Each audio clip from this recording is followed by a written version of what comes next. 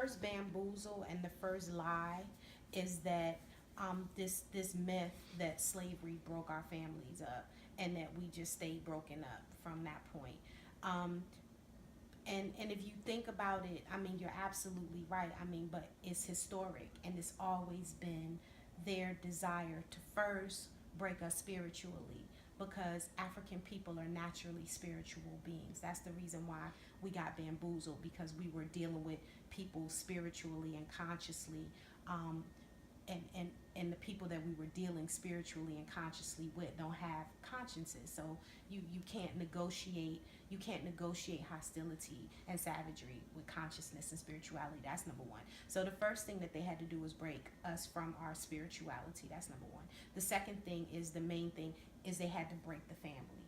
They had to separate, and it was deliberate for them, of course, to separate our families, to break men in front of the women, and to break women in front of the men, and to create that distrust, and then to sell us to different places. Because of anything that you'll fight for, you're going to fight for your husband, your wife, your king, your queen, and your children.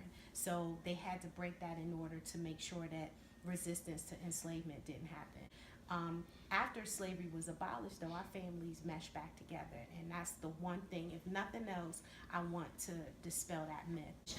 Families went back, husbands looking for their wives, their lovers, their loved ones, their children, and where they couldn't find their people, they still created new families. And even during the institution of enslavement, you know, people don't know that on the plantations, like plantations were miles and miles wide. So you would have, and they would segregate the men from the women. So they would put the women in the slave quarters over there and have the men in the slave quarters over here. So you would have to travel in order to get to each other. That's something that they don't want to talk about. So it's almost like incarceration. They keep us segregated so that they can control the way that we connect with each other, the way that we bond with each other intellectually, spiritually, mentally, and physically, right? So after enslavement, people meshed together. During enslavement, our families were still thriving, but we were thriving underground.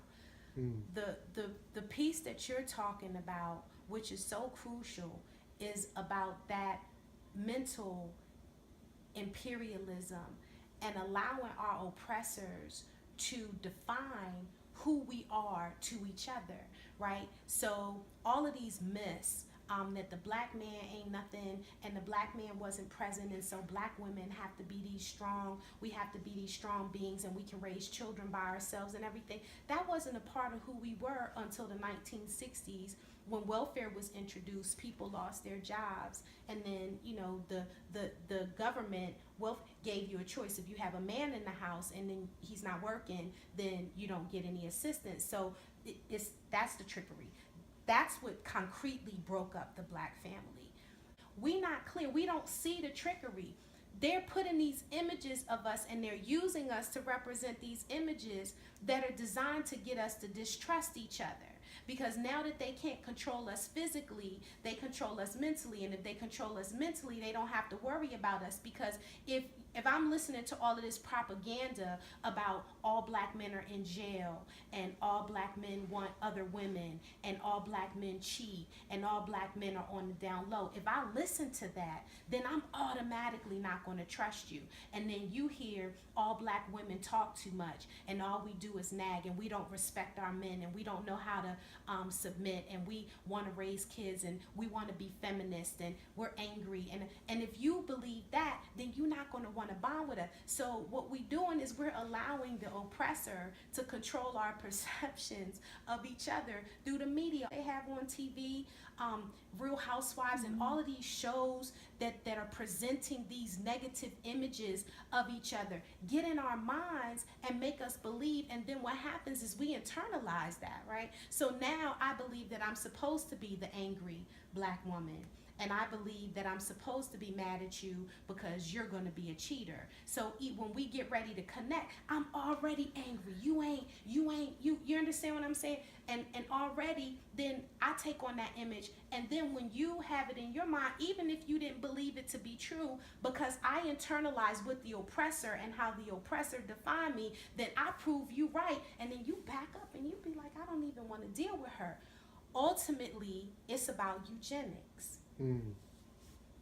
It's about keeping us divided so that we won't, first, before we procreate, so that we won't get together and form that spiritual circle, that 360 degrees, that yin and that yang, that masculine, that feminine, that night and that day, that earth and the moon and the sun. You understand what I'm saying? So that we don't get together and formulate that energy, because when we get together and form that energy, then we procreate and then we build families together and everybody does it. Then that means that the community forms, and then that means that we begin to become a force in society and a threat to white supremacy. So, and this was going to be my ultimate question, but I'm going to go to it and then come back. What do you think we can do about going back and taking our culture, which is hip hop?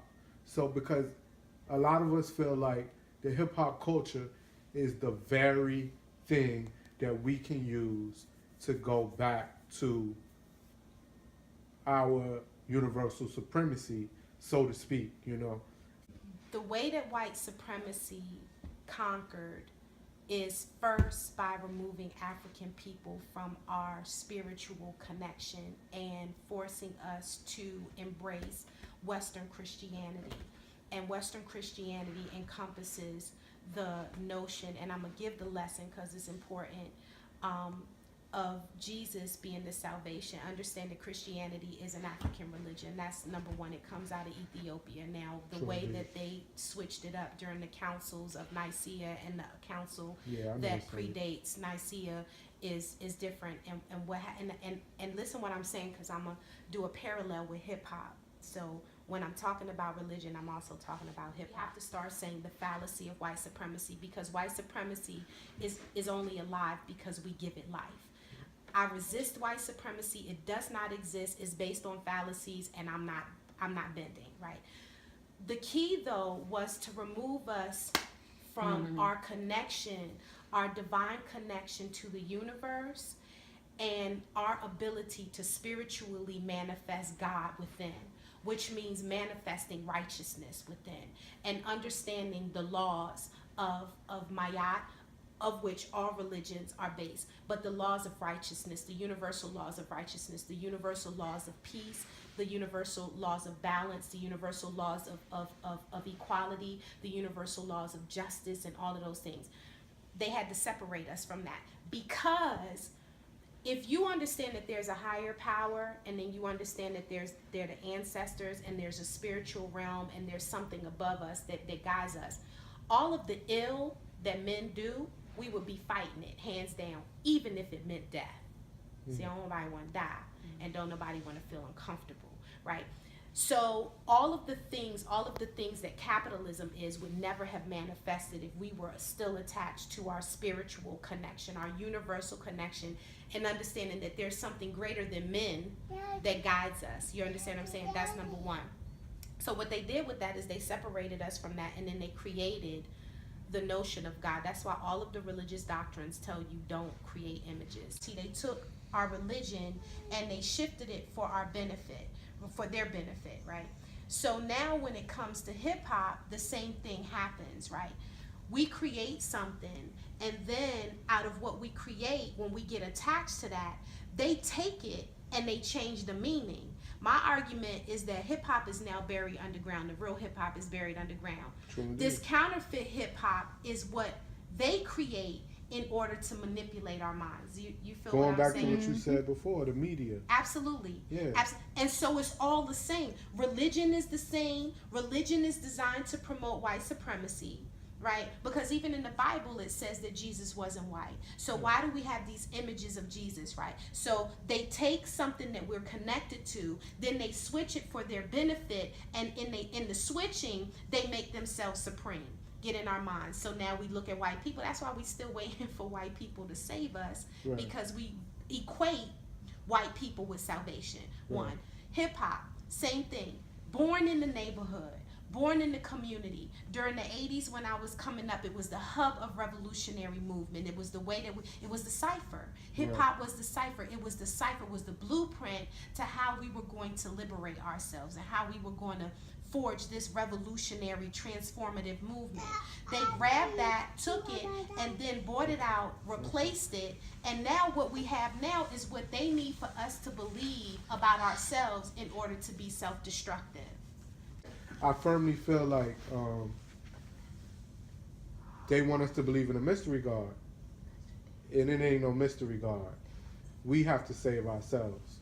The energy that we need is right here with us on this plane right here, and whatever we need to reincarnate, we reincarnate, going back to what you said, which is the spirituality that has always been with us, that is channeling from our ancestors and our ancestry, and being able to get ourselves back to that, but also not getting caught up in all of this energy of media perception, lies, deviation, misconception, and indoctrination of various forms to keep us, concealed from the reality, which is all that you need exists right here within you. What's your hope for the end of this story? And I asked that question even though I don't really necessarily believe in endings. I think everything is just reborn in a new way. But on this, I do believe there is death for every phase, and it may be reborn into something else. But what do you see as what would you like to see as on this human plane, the evolution of our people? Like, what are you fighting towards seeing? You know what I mean? What is your struggle? Like, what is the end goal that you would like to see happen? If I could sprinkle the dust, and it's ideal because I don't believe it. I know it won't happen in my lifetime, and I don't know that I would like to see us return to our spiritual beings, to believe and embrace that higher power, and to be willing to risk it all to fight this tyranny that's going on in the world. That's my real revolution. Giving birth, what we whisper to our sons is critical. And I'm gonna tell something to the sisters. So if they're able to mentally indoctrinate us, then and we're the nurturers to our children, right? So if they're able to indoctrinate us, then we will indoctrinate our men, our husbands, our lovers, and we'll also indoctrinate our sons and our daughters. So, with respect to incarceration, and I go to the level 4 prisons and talk to my brothers, and they'll all tell you, I say the same thing to them that I'm going to say to you right here. We call stuff the trap. We gotta watch our language. We call it the trap. We gonna beat our face, or the trap is the trap, right? And this is my thing. And when I was talking to you earlier about my temper, this is what I learned. If I'm gonna go down, you gonna have to come get me. I'm not gonna do it. You're not gonna lure me into the trap. All of your stuff that you do, all of your stuff that you put out. I tell people I have arguments about people about weed. I have arguments with people about imprisonment. I can't even hardly eat, right? You're not going to poison me, or you're not going to set a trap for me, and then I'm going to walk into it. So with reference to incarceration, our brothers have, and we queens, we have to let our men know that they're kings without this materialistic nonsense, right? Because even mothers and wives and girlfriends, when our brothers outside, doing their, we be in the cut like reaping benefits, and we don't, and then we want a man that has a car, we want a man that has a job, and if he don't have no job, we want somebody that has money, and if he doesn't have money, then we don't want to deal with him. But then we don't understand that systemic racism, even the conscious ones, we talk about systemic racism, but we don't understand that systemic racism is going to make it so that all of our kings and all of our brothers don't succeed. And when they're struggling, if we in our queendom are feeling like, oh, well, we don't want anybody that's struggling, then what we're doing to them is we're telling them that you're not worth anything to me unless you have your oppressor's materials or your oppressor's money in your pocket. So in essence, we drive them to those places instead of saying, listen, boo, we not doing that. If we got to struggle and live in this one room apartment until we do this thing right, then that's how we gonna rock, and I'm gonna rock with you and I'm gonna love you in spite of. You understand what I'm saying? But we don't. Then they get locked up and we're like, oh, they getting locked up. These brothers that's getting locked up, they were dating a woman when they were outside in the street, or 2 or 3 when they were outside in the street. And I want to know how many queens stepped up and whispered in their ear, boo, or blatantly, boo, nah, we not, no, we not doing that. If you doing that, you can't be with me. Then we raise our sons to be materialistic. We give birth, we buy our sons Jordans and we buy our sons Tims, and we, and then we like, oh, you so handsome, we got them in all of the stuff that's fly materialistically. Oh, you so handsome, but we don't even tell our sons how brilliant you are, or you're so smart, or it's important for you to be smart, and you don't have to we don't train our sons that way. So when the queens get indoctrinated, then the task is done, because we will socialize our men and we'll socialize our children to fall into the trap that they set. We have to be careful of those statistics, because as many black men are not being locked up as they would like to have us believe. That's another part of the trickery. Believing that our men are locked up, believing that our men are on the DL, believing all of these stereotypes about our men, so that, when we meet somebody even, it's like, oh, well, most of our men have been locked up. Hey, have you ever been locked up before? You feel what I'm saying? So, we just have to be careful about the way that we let their pseudoscientific statistics trick us into not trusting. The first imprint in me is receiving that the knowledge doesn't belong to me. I write a poem, doesn't belong to me. How did you write that? Like, I write an art, it doesn't belong to me. So the knowledge is not mine, the knowledge is a gift. With that then comes a responsibility, because I believe that the ancestors, the universe, speaks through us and shows us where to gain the knowledge, and then we're responsible for passing the knowledge on. That's the legacy. That's what I was called to do. I get it and I have to give it. I get it and I have to give it. I can't hold it and use it for my own self-aggrandizement or my own power. When I get it, my responsibility is to give it. And so every day I get a chance to give the knowledge and the lessons that the ancestors gave to me.